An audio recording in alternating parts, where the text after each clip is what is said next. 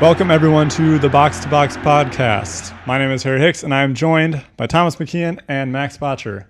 Gentlemen, welcome to the pod. New week, new episode. New vibe. We're going casual. Are we recording? Yeah, this is. It's ultra casual today. I'm wearing jeans. Very casual. I usually wear dress pants to these things. Dress shoes. No tux today. Yeah, tie. But I went casual. Yeah, so hopefully you all can understand and let that slide. I know some of our viewers are very strict on the dress code. Yeah, I know that. Tommy, you might be kicked off.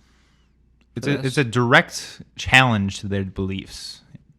Okay, let's standing up. For casual lookers everywhere. All right, let's get into it. Let's talk some soccer. Let's start off with match of the week. We didn't record last week. Well, we had a solo episode from Max, so thank you for that, Max. But we did not record, we did not get a chance to speak about our previous match of the week, which was Liverpool 4, Liverpool 2, Manchester City 2. Any initial thoughts? Good game. Great game. That was like game of the season. Tom, Probably, you speak right? so much. You should be on a podcast. I know, right? I was kind of distracted. I was watching on my phone while going I was in Washington, D.C. Fair enough. Going to the Washington Monument. Were you walking around? I was walking around, but watching. On Lincoln's lap, watching the game or something? Yeah. I was at the Declaration of Independence. It was just boring. You can't even read it. It's like really faded. But I was just watching. Max, what did you think? I mean, for me, it was game of the season. Quiet, Thomas. I feel like it lived up to the hype. It's one of those games that like rarely lives up to the hype, I thought. And it was supposed to be the game of the season, and it was for me. So No, I agree. I think something about Liverpool, they're always fun to watch in big games because they play well, but also I feel like other teams play well against them, or at least put on a show. Mm-hmm. Unless you're Manchester United. We'll get to I guess I'm just thinking about Chelsea and Man City. It's always a good game when either of those two teams play Liverpool. Mm-hmm. I actually have stuff to say. I remembered the game now. Okay. I feel like every time I watch Liverpool, they have like holes in their defense that I want to see exploited. And every time I watch them against lesser sides, those teams can't finish their chances or exploit those holes. So it's really fun to watch Manchester City score some goals against Liverpool, against their high line, and vice versa, because Manchester City also play a really high line. And I loved how neither team backed down, even though there was some points in the game where one team had the advantage. They still played the high line, and they were still like gung-ho about everything. So that was pretty fun. I also thought there was like a slight difference about how each team went about once they received possession. That kind of highlights the difference in the teams. Like Liverpool, once they receive possession, they just immediately try to get it through to Salah or Mane. While Man City, even if they have like a half chance at a counter, they'll slow it down because where they thrive is their crazy setup, their wide players, and they just break teams down like that. So it was fun. I had a good time. Those are the games where I'm like, I wish there was a winner. I know. It's like 2-2. It's like, what a game, but also I wish they just kept playing. Right. Almost. Yeah. Well, we can. I mean, we got another game next week. The same game against the FA Cup. They played twice. We got a winner. 2 weeks. Yeah. Yeah. In that game, Manchester City. I don't know what they were doing. Well, it started with their lineup. Like it I almost. guess it was like a weird lineup, but I don't know why. Why can Liverpool put out such a good lineup, or why did they? And then Man City puts out, unfortunately, Zach Steffen. Zach Steffen, like no De Bruyne, like. I guess it's maybe just not that important to them. Yeah, but also like it's a trophy's a trophy. I feel like so like why would you not field your best team? Yeah, it's the FA Cup, which is better than the Carabao Cup. I feel like it's still a pretty I think prestigious trophy. Right. But I think Pep, all he cares about, all he has left to win at Man City is the Champions League. Fair enough. Mm-hmm. So I don't think it really matters to them. Resting a goalkeeper is always so weird to me. But it's like the games that you can give to your backup are those games, as like FA Cup games. But like Kepa plays in all the FA Cup games, and that's part of the. He didn't play over the I guess weekend. He didn't. I mean that's the difference is that like Pep just doesn't value the trophy enough, seemingly, to not. Or I guess, I mean, he also, I assume, respects his conversation with Zach Steffen, saying, "Okay, you're our cup keeper. You're playing these games, regardless of the stature of the game." Yeah, he valued the player progression over the better chance at winning the game. Yeah. But also, To no avail. To no avail. And Zach Steffen, I feel terrible for, because although we collectively agree that he shouldn't be the starter on the U.S. team, we think Matt Turner should be in that role. It's tough to make that mistake where Ederson the week before calmly did the same thing, pass out of the back while the ball was rolling to his net. Steffen kind of just got his feet tangled up, and he was a younger keeper, and it just it's embarrassing. And I think part of that is the fact that he doesn't play that often, so put under a high pressure situation, he doesn't have the composure to do the right thing. Yeah. So I am interested to see, because that was kind of, he had that mistake last year against Chelsea where he kind of was caught in no man's land, and then this mistake now. I'm interested to see if he will move over the summer, and I don't think it's because of those two moments, but I do think that just reflects how being there as the backup player is not helping his progression. So I'm wondering if he'll want to move somewhere where he can get time more consistently, because he is a good shot stopper.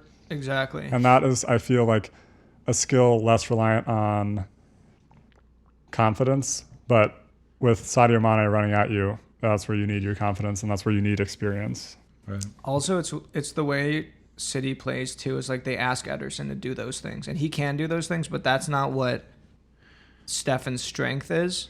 So when they ask him to do those things in the game, and Pep said we wanted him to make these passes out the back, and that was a cause of his mistake, and he's not comfortable doing that. Yeah, so they're not going to change their game plan. it's around asking someone like Buffon to play out the back like that. He's probably one of the best shop and stop.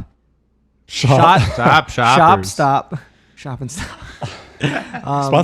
and Stop. Shot stoppers of all time, but he's not that good with his feet. Whereas an Ederson or a Courtois or something like that, it's a tough ask. I feel That was a tough ask. Yeah, I mean, hopefully he can rebound. Obviously he's still young, still talented, so there's still room to spare for him, definitely. Let's talk about our match of the week to come this weekend. Arsenal versus Manchester United. Obviously, both teams vying for that fourth place position. United coming off a loss to Liverpool. Arsenal coming off a win to Chelsea. Both pretty prevalent games, I think. Lots to talk about there. But let's first start with our predictions, then we can jump into those two previous games. So let's start with some... Tommy? First, on the chopping block. On the chopping block. I really haven't thought about it that much. Arsenal are coming off a win. Manchester United off of a tough loss. And I think Arsenal in general are a slightly better team at this point. I think Manchester United players are kind of throwing in the towel. And that loss to Liverpool and the fact that Ten Hag is coming right now, right? He just got hired, means they're just trying to speed up the process of this end of season, just bullshit. They're let's get on with this. Yeah, first swear post. Did you allowing swear? Bruno Fernandes said after that interview, he's like, Liverpool have more to fight for. They're fighting for a championship spot. We have nothing left. I know. That doesn't make sense. That doesn't make any sense because they're not guaranteed European football, and they don't have. Yeah. He doesn't think they have anything to fight for. Incredibly valuable to have that fourth spot. They're well within reach of attaining that fourth spot. Yeah. And Bruno Fernandes is one of the leaders on the team. One of the more senior players at this point. One of the players who plays every game, and probably one of the best players on the team. And if he has lost all drive, then there's nothing can be expected of the rest of the team. It's an inside look into the mentality of the team currently. It's okay, this season's over, on to the next one, but the season's not over, and they need to get that fourth spot. So, especially if they want to overhaul the team and get new players in, no one's going to want to go to United if they're not in the Champions League. Yeah. So, I'm going to go 3-2 Arsenal. Yes. That's High my scoring. perception. Yeah, because both of them can concede a lot of goals. Yeah. We can see Man United have problems with conceding goals. I Or feel- De Gea. Yeah, poor De Gea. De Gea's a good shot stopper. And De Gea's good. It's just he has like is it's just the he's organization so of many the back shots line. against them that you're gonna concede a lot. And it's Like- gonna look bad. okay. I know we're still doing our predictions, but We can What- go on Yeah, tangents. yeah, What I wanna go is- tangent. what is Ragnick doing putting Phil Jones up against Luis Diaz? That doesn't make any sense. And obviously he swapped it at half. But like I texted you guys the moment I saw that, I was like, "What? That doesn't make any sense." And Yeah. Luis Diaz scored within 4 minutes. Yeah, that was pretty dope prediction, Harry. And Phil That was Jones like hadn't- immediate. He hasn't 7 played minutes in. more than like 120 minutes or something like all year. He only played that one game in Oh January. yeah, he switched to a back five against them, Mm-hmm. which is basically taking out a midfielder and putting in Phil Jones. What's up with that? You know? Yeah, and like I'm not discrediting Phil Jones. We know there's a player Yeah, in he's there, all but right, yeah. he hasn't played in a long time. I haven't seen him play in a back three before, which is where often he's expected to kind of cover that outside wing back more or outside attacker more. So it seems very like you're setting him up for failure. And this is a huge game to put Huge him game. into. And Luis Diaz is like in phenomenal form right now, known for being a pacey, skillful winger. Mhm. Right. Tough From Ragnick. from Ragnick, yeah. Yeah. I think I'm gonna go 3-1 Arsenal. And I think they're gonna be 3-0 for most of the game, and United will get a goal at some point, maybe towards Garbage the time end. goal. Yeah, but I Consolation. think Arsenal, if anything, they have more team spirit. They want to fight for that fourth place spot, and they, on paper, probably have a worse team, but they have more fight in them. They're more excited, seemingly, since they started off the season so poorly. They're excited to be in the position that they are, whereas United have already accepted defeat and are kind of seemingly ashamed of themselves and not really trying to put up a fight. God. Which is, I mean, it's upsetting. I would be mad if I was a United fan because that's Yeah. such a storied club. To have your players acting that way would be very frustrating and disappointing. And your captain, Harry Maguire, acting the same way. Yeah. He's probably the worst performer right now. So Yeah, I mean, I think we talked about this beforehand. I do think he gets too much hate, and that doesn't help his confidence at all. And I think some of those hate can go too far, Yeah. especially when a player is kind of down on their luck like that. But he's also not performing on the field. He's also not leading the team, so that obviously doesn't help the situation, and is kind of the reality of it. yeah, it's unfortunate. I mean, I agree with you guys. I think Arsenal's just going to dominate. I don't think United's going to score unless they get like maybe a pen or something. But I think 2-0 Arsenal is mine. So Locked in. I know it's boring. We're all going with Arsenal, but I don't see United winning. Different scores. It's still gonna be an Different interesting score. game. We got our own relegation battle going with our our points. I think I'm still in the relegation spot after being off the pod. Fools. All that means is that if I'm off the Am I pod, close? we just get to chit chat still, and you guys have to do all the work. We just call you. You Yeah. can't be here, but you're just like calling it. Yeah, fair enough. You're just a waveform. True. All right, I mean, perfect. I changed my score to 10-0 United. Yeah. No, Tom, you're in front. I think it's 7 to you. I'm like I think you're ahead by a point. I'm not sure the exact score, and then I'm in third. what, I believe 7-6-5 or something? I think that's what it is. Yeah. Yeah. Excellent. Okay. All right, should we move on It's anyone's to? game. Should we talk about that Liverpool Man United game a little bit? We were just watching the highlights, and I watched like a part of it.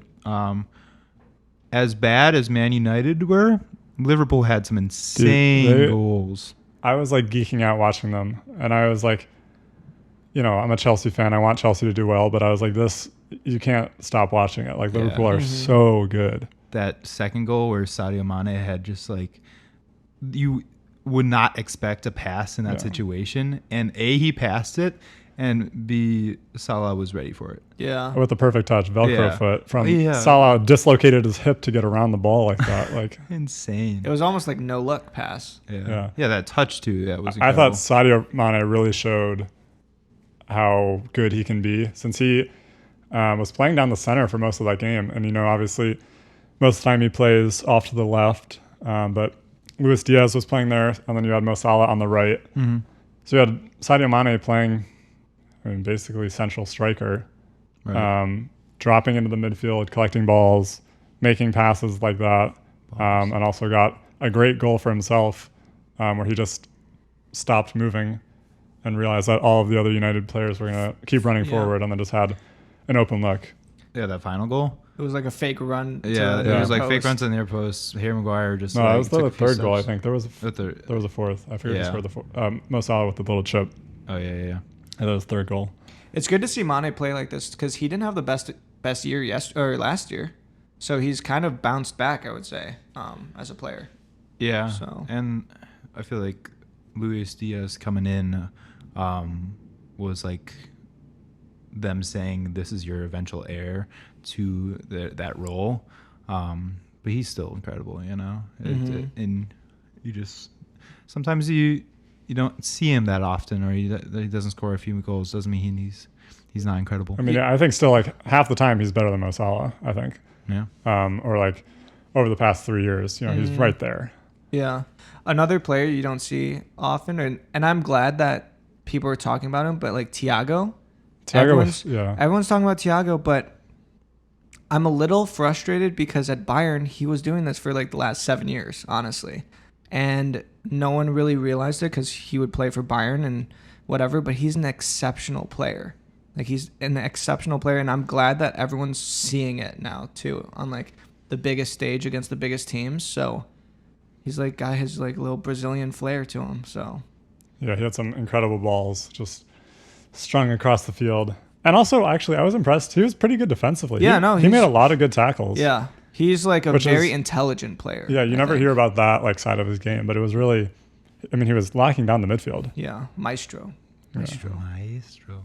People got to watch the Bundesliga. These players are in the league, but you just Axel don't hear Witsel. about it. Axel Witsel, Jude Bellingham. Have you guys heard of him? Yeah, Yes. decent guy. Yeah, decent player. Yeah, so let's jump into that other side of the coin with Arsenal, Chelsea. Yeah. Tough game for Chelsea. Obviously, they lost 4-2 to Arsenal after being tied 2-2 at the half. Sloppy mistakes, I think, is what it was. It was No Tony Rudiger. Yeah, no Tony Rudiger. After the game, Tuchel surprisingly was like kind of weirdly blamed the pitch. Yeah, that was so odd. You see that? It was like blaming the pitch when he put in just a weird lineup. He put Malang Sarr in instead of Chalobah. He keeps on doing this thing where he puts Asby. Asby scored a goal, but Asby on the right wing back role instead of Reece James, who's playing in the game at right center back, is just kind of hasn't really worked. I like every single game I watch when he puts that right side in, we aren't very dynamic on the right side. Instead, the ball goes out to Alonso on the left, and that becomes pretty predictable. And then Loftus-Cheek, I feel like every time Loftus-Cheek has a good game, he gets a start in like the 6 role. And I feel like if you want to play, like Loftus-Cheek is a pretty good player, and I want to see him at a different team because Chelsea, in order to play in one of those 2 center mid roles, you have to be so press resistant and so just like perfect in the midfield because we play so wide, because there's no support for those players.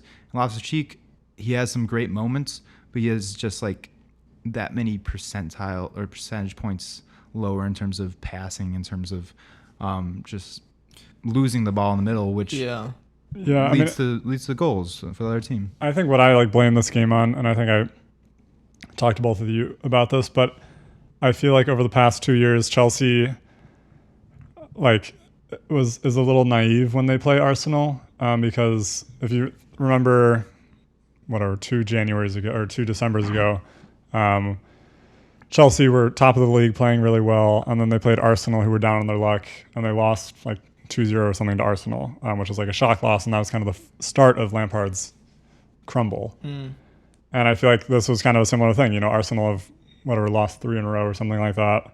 Then they play Chelsea, who should dominate them, Take care of business, and then they lose. And I think that's because Chelsea shows up and they're like, oh yeah, Arsenal suck right now. Like we're a lot better than them. this game will be easy. So Tuchel's like, okay, let's play Malang Sarr. Let's play Christensen. Let's put Reece James at center back. Let's put Conte, who's out of form. Let's put Ruben Loftus-Cheek. Let's play Lukaku, who has not gotten a start since February. And he does all this thing saying, okay, yeah, we can play this team. This is a good chance to rest some of our starters. Right. We can make Arsenal though. Making him, and Arsenal comes in and they're like, we hate these guys. We want to like prove our stuff. Like we're still a good team. Like one of their biggest rivals. Yeah, it's a huge rivalry. Arsenal wants to prove themselves. Arsenal comes in hungry off 2 losses. They want to turn things around, and they did. And I think that's up to down to Chelsea's mentality and Tuchel's mentality coming into the game. Obviously, we can afford to lose that game realistically, but it's still not a good look to be embarrassed. Yeah, at home. And then I've Aspi like arguing with the fan afterwards. Like that's not a good look. It was embarrassing for Chelsea. Said that, I didn't see that. He was like, I agree with the fan. Like I could see why the fan is upset. Aspi was like on the sideline, like arguing with the fan. Like from a captain's perspective, that's terrible. It wasn't like out of hand, but it was like, why are you even engaging with this? Just like clap and move on. Yeah. Other thing I noticed is Mendy is in pretty bad form right now, and I don't want to kind of pile it on him right now, but I feel like it's indicative of how good of a goalkeeper he really is.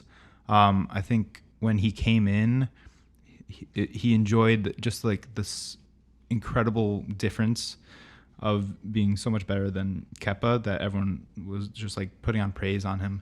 And then Tuchel came in halfway through that year. He came in with the Lampard while Lampard was still there. Halfway through the year, Tuchel comes in, implements a 3-in-the-back system, and we become a great defensive team. I feel like a lot of people see clean sheets and equate that to Mendy being the best goalkeeper. We were looking at the underlying stats of like post-shot expected goals, and he's kind of he's an above average goalkeeper, but he's not comparable to like a Courtois in terms of shot stopping when you look at the underlying numbers. And I feel like this recent run of form isn't what he's like, but it's kind of what he can be like. And it's more just like he's an above average goalkeeper. He's not an incredible goalkeeper. Yeah. And it's not a problem right now because Chelsea has a lot more issues going on when we're going to lose 3 of our defenders and we're going to have kind of midfield issues and trying to figure out our outfield players first. But if we're going to compete in the long term against teams like Liverpool and Man City that play just a very like expansive game where they use their goalkeepers, Mendy isn't comparable to Ederson or Alisson in terms of how they play with their feet. And if you look at the numbers, they're better shot stoppers as well. So it's a bummer, and he's still going to be our number 1 guy for a while. But looking into the future, he came in and he was just like the best option that summer. You know, he was doing well for Rennes, so we got him, and we just needed a keeper. It wasn't kind of like a long-term thing. So he's a little older than I thought too. Do you guys think Mendy gets the start this weekend? Because if you remember, we play West Ham, and kind of the start of questions around Mendy, or even the slightest hint that he wasn't, the best keeper in the Premier League or whatnot, was with that 3-2 defeat to West Ham in the beginning of the season, and a couple shots that he probably should have saved. So I'm wondering if Kepa gets a start, because I guess the last time we saw Kepa was when he skied a penalty in the Carabao Cup final, but obviously still a good player. Yeah. What do you think? I feel like he starts. I mean, just because they're playing, I think Mendy. I feel like just because he had a bad game against West Ham in the beginning of the season isn't a reason to sit him now, especially in the Arsenal game. I mean, it'll be bad for his confidence, I feel like, if they sit him and play Kepa. Yeah, that's true. Like, I think like why? It's not like he's like performs badly against West Ham. Like he just had a bad game. It's like if they play Madrid next time, are they not going to play Mendy? Like I feel like no. Right. I think Kepa's decent. Like I think he had a rough year, but he's had a couple very decent games this year. Great saves. I think maybe if we secure our top 4 spot, he gets the rest of the season to play, and then maybe play more next year, or like kind of have a battle with Mendy. I bet he leaves over the summer. That's Kepa? true, yeah. Unless we're getting, I mean, like Kepa is probably one of the best, other than Keylor Navas, is one of the best backup goalies in the world. Mm-hmm. So he can definitely play at a different team, go back to Spain, and play there. So I wouldn't be surprised if he wants that. From my perspective, I would love to keep him as the backup just because he is so good. Yeah. Yeah. But it will be interesting to see because it doesn't seem like either of them are the long-term answer. Yeah. Correct. So I don't know who that replacement would be, but I think they will probably, and if not over the summer, the one after, probably try to get a new keeper for the next 5 years or something. Yeah. A little bit more extensive like that. Yeah. I agree with you guys. I mean, it's like not a need right now, but it is something just like looking forward. What to do in that position. I mean, Bayern has the same thing. Like they've had Neuer now forever. Like, who are they going to get? At some point, they need to do something. Like he's probably like 36 Who's their backup? or 37. That's like Nubel or something? Yeah, but he plays at Monaco, and I think they're going to sign Neuer again to another contract. Yeah, I saw that. And so Nubel's like, I'm going to play somewhere else. Like, Right.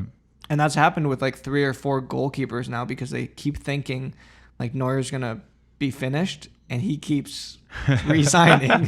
He keeps re-signing, but I'd be mad if I was a backup yeah. at Bayern. Their goalkeeping scouting network is probably terrible right now. Very deteriorated. yeah. So no one wants to go be a backup at Bayern, but I don't like blame that them. job though, being a goalkeeper scout for Bayern. Yeah. And Well, very low pressure. The German goalkeepers, there's so Are many. great, yeah. There's so many. Ter It's like Stegen, Leno. Leno, Trapp, Yeah. Oh yeah.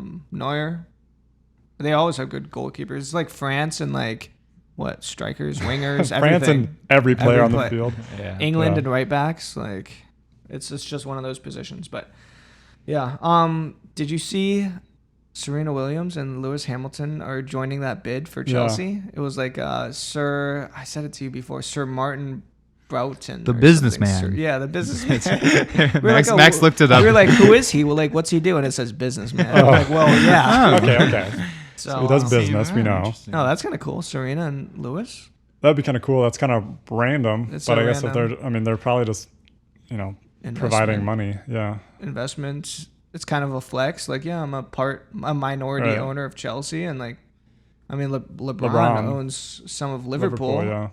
And I'm sure his investment has like gone up significantly. So, that was cool.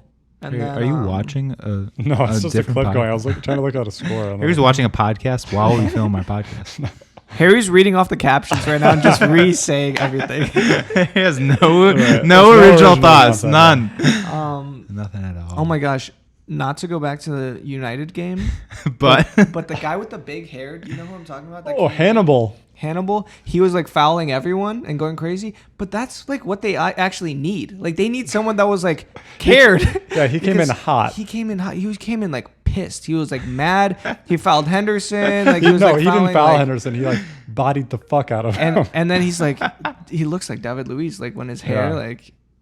I have like the picture of David Luiz in my head when he scored that free kick for Brazil. Yeah. He's like screaming and the hair is flowing and everything. Yeah, that one. It's against Colombia, I think, actually. yeah, But what a that's game. like what he reminded me of. Like kind of like reckless, but also like he's like injecting some energy I know. into the team. So Yeah, that's what all the commentators were saying. They're just like, this guy's kind of feisty, but he's the only person on the field with any energy on the United side. yeah.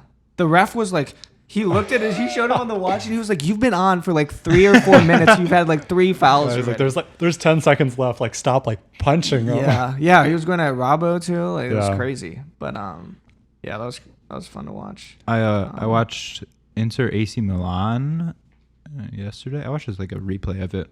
I don't see And that game. Was that It wasn't a Serie A game. was It a was the Copa second leg of Italia. the Copa Italia, and it started 0-0 was the first leg, and Inter won 3-0.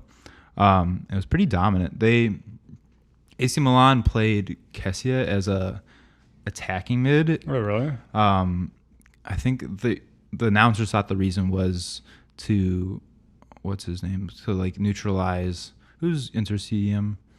Brozovic. It was trying to neutralize Brozovic. It didn't really work.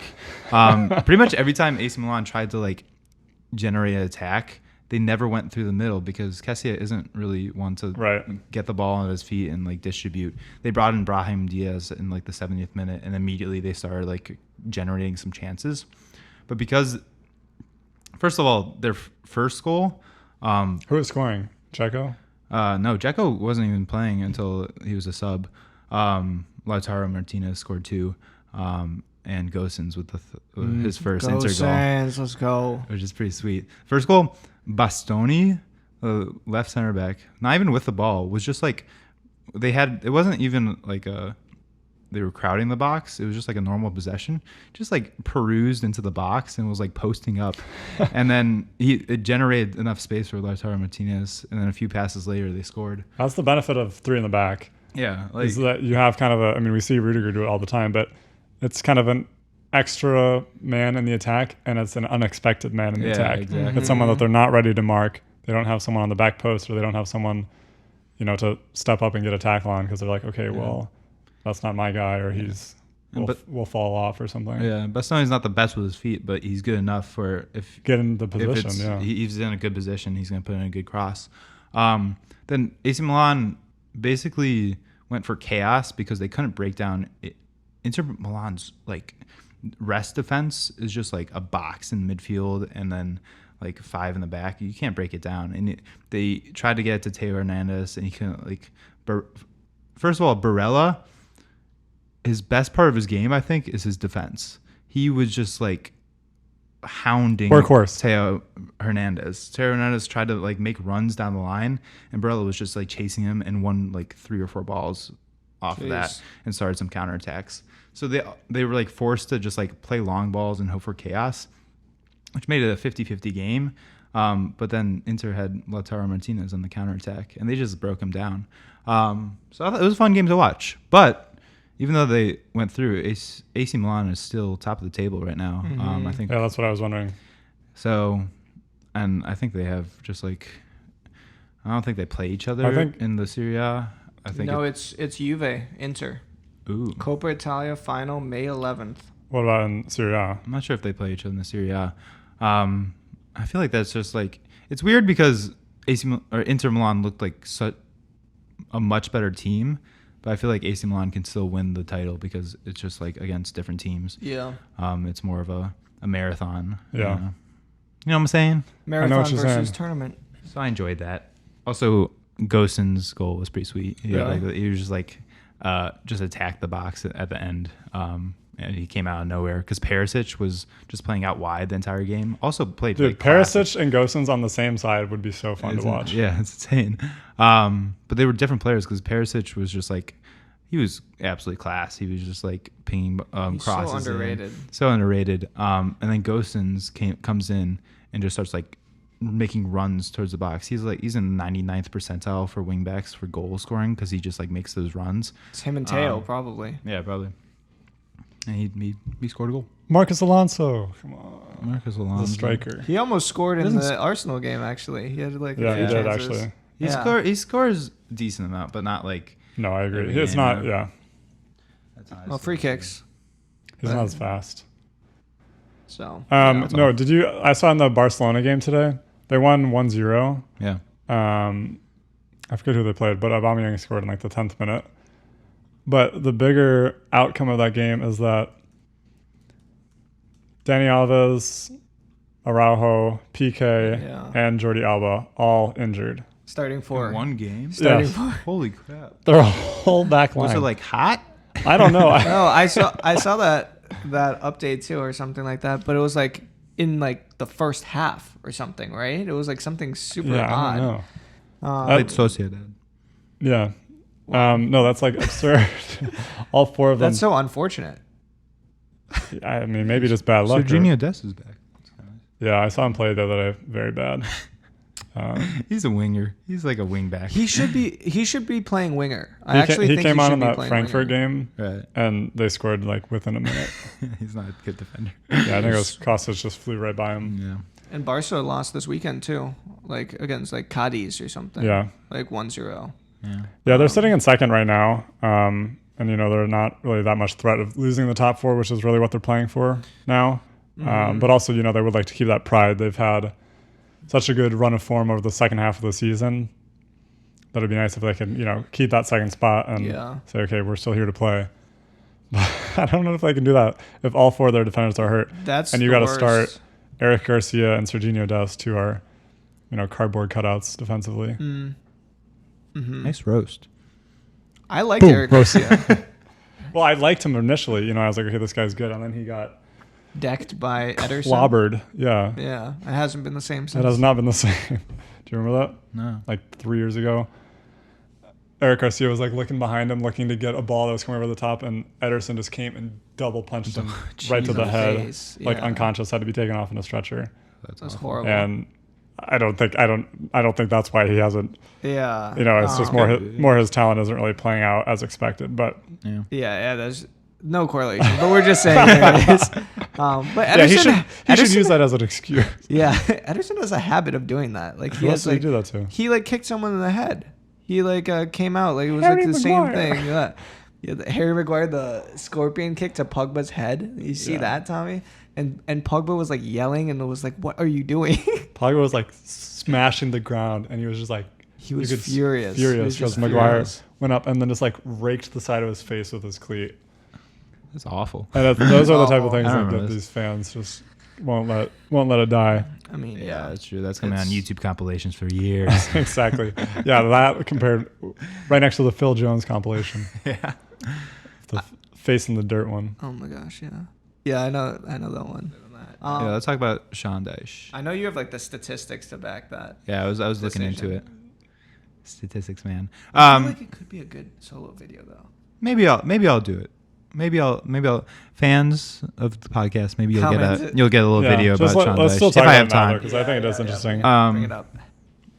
So basically, Burnley fired their coach Sean Dyche, and surprising decision as they are in a relegation battle right now with 8 games left in the season. They fired him with 8 games left. Since he was fired, which was like Saturday or last Friday, they tied West Ham, and they won today against Southampton. Dude, that first goal, I watched the first half of the game was incredible. Yeah. Burnley, like you said this 2 weeks ago, where you're like Burnley electric. Yeah. And I was like, that's never happened before. No, it happened again. The first half, they were unbelievable. They should have been like 4-0 up. I think they have like a small stadium. So was it at Burnley? Yeah. Yeah. So it's like the crowd noise is just like booming because everyone there is just like loving it. Yeah. Also, they were outplayed Southampton like 10-1. Yeah. And Roberts, this guy, who I don't even know who he is, scored like a beautiful curler. And then I think they got a header as well. But like Weghorst should have had like 2 also. So the pressure was on Southampton. Also, Southampton has been looked terrible recently. That is true. But it's a astounding decision by their management because I was looking into it. I really didn't know this, but he's been their coach for the last 9 years, and Burnley for the last 9 years or the last 7 years they've been in the Premier League with like 1 relegation. They've had on average like the lowest salary wage bill across the entire 24 teams that have been in the Premier League in that period for more than like a season or 2, which is crazy. And they placed 7th one year with like like the 3rd lowest wage bill. That's incredible. That's crazy. That's incredible. And he's just like willed this team that technically should not be in the Premier League every year. Like Burnley is a Premier League team in my mind. Like since I've started really watching the Premier League, Burnley's there pretty much every year, and their wage bill is more of like a mid-table championship level, or maybe like mid to upper level.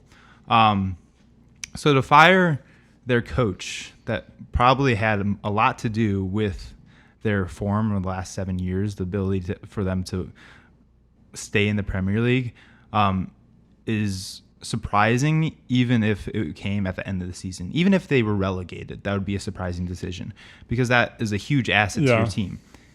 To do it right now, while they were in a relegation battle, is even more surprising. And I don't know. I don't know if I agree. I mean, I do agree with you that saying, okay, what he's done at this club is incredible. yeah, But I'm from the management perspective, they could be like, okay, what we're doing for this season isn't working. We're about to be relegated. We really want to stay up.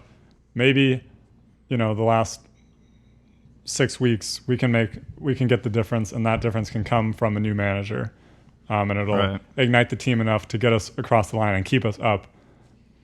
And I don't know. Can you look up if they actually hired a new manager? Because They I have think not. it's just They like haven't. an intern. They haven't hired one yet. Yeah, it's just their. It's an interim for now. But I mean, so far It's worked, but also West Ham are in terrible form and Southampton are in awful form. Right. So I think, yes, Burnley aren't a team that usually beats those teams, so it is a pretty impressive result so far. I'm interested to see what they do over the summer if they stay up. Yeah. Or even if they go down, kind of what they do with their new manager and what that manager does with the team. Mm-hmm. I know some players have been kind of grumbling about how they feel like their tactics are kind of redundant and boring, and they're just 4-4-2 every game. Hey, it keeps them up. Long balls, create some chaos, and score some goals. That's how they stay up. But yeah, I get that. If you want to inject some energy, I feel like the it could team, be. it could work. I'm hoping it's because they want to hit new heights. I'm assuming that's what it is, and not that Sean Dyche can't be that guy, but they obviously don't think he is. And so I think they probably are looking at it and like, okay, he's gotten us this far. We're thankful for that. But at the end of the day, we're a business, and we think this is the right step to like grow the club. Mm-hmm. They are an American, one of the few American owners, and the English don't like that. Yeah, so they don't respect Sean Dyche at all. Yeah. I do think it leaves the like the what if scenario open if for some reason Burnley do get relegated. Now that they fired him, they're like, well, like what if we hadn't fired him? Like maybe we would have still been in the Premier League. I think it's very I think. But I see both sides, like I see like the side you're saying where like we need to switch it up, we need to make a change so that we do stay in, But then I also see like, well, like why do you change it now? Like this is like the time where it counts, and every game counts. Why do you want to bring in a new manager and change up everything during crunch time, really? Especially when they can't really. I mean, it's not like they're making new signings right now. Mm-hmm. And I think they have an interim manager, and there's like 3 guys who are part of this interim manager. One of them being Ben Mee, who is a player on the team. Yeah. So like it seems very desperate, but I think it is. They're trying to get a shot to stay up. I think that's because they see Everton and they see a weak side there. They're like, we can get past these guys, and they're 1 point behind them. Everton has a game in hand, but they're 1 win away from passing them. I think yes, it might inject energy, but I think that's a short-term solution. Right, that's what's very short. And it's the fact that Burnley stayed up for all 7 years proves that Sean Dyche is a great coach, and he's probably going to find a good job elsewhere.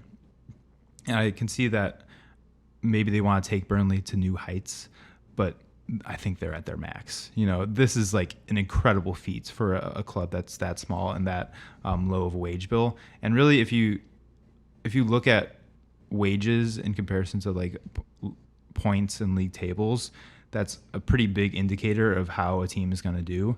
I can easily see Burnley, even if they stay up, going down next year and staying in the championship for a while because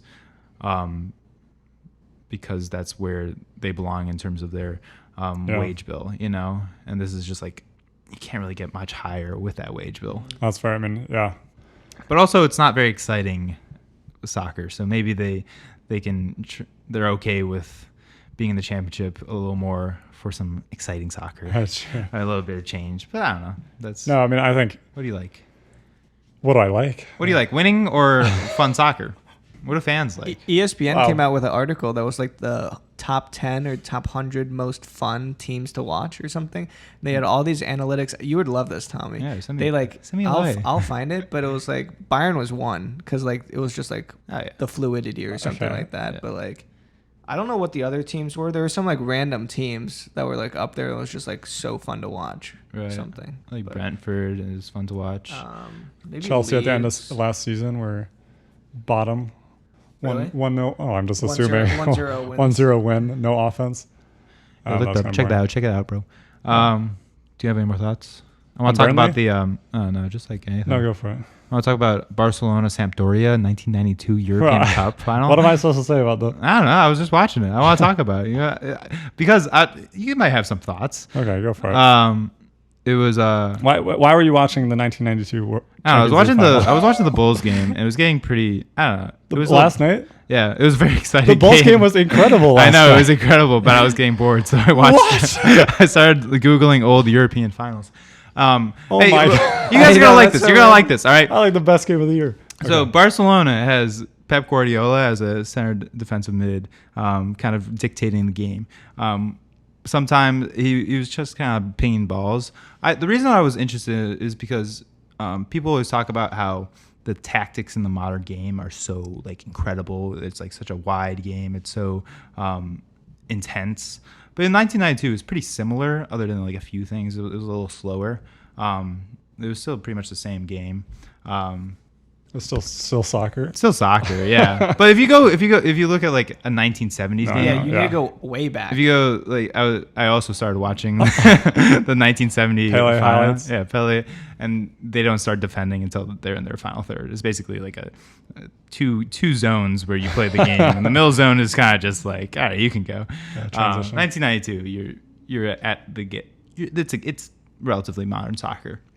But Pep Guardiola would sometimes get pressed by Roberto Mancini, and he would pass back to Ronald Koeman, and Koeman would then just ping balls out to the wing. It was kind of fun for a while, and then it got boring. And then I skipped to the end because it went to extra time, and at like the 115th minute, they got this like weak foul. Sampdoria Barcelona earned a foul at the edge of Sampdoria's box. It was pretty weak. Koeman, they had a little routine. They pass stopped. Koeman hit a banger into the top corner to win the European Cup final. Oh my gosh. I didn't know that. I was like, this is hype. It's crazy to see those coaches now, and you're I like, know. I saw this Well, guy this score. man- I know, it's so weird. Well, okay. Also cool to see Sampdoria in the final. Yeah, it was really cool. I didn't know that happened. Yeah, they won the Serie A the year before, and then they went to because the European Cup final used to be just one team per country. If you look at it, it's like Red Star Belgrade. It's just these random teams from Eastern Europe playing Barcelona. And it was like usually Barcelona. They still come up in Belgrade, yeah. Yeah. At least the Europa League.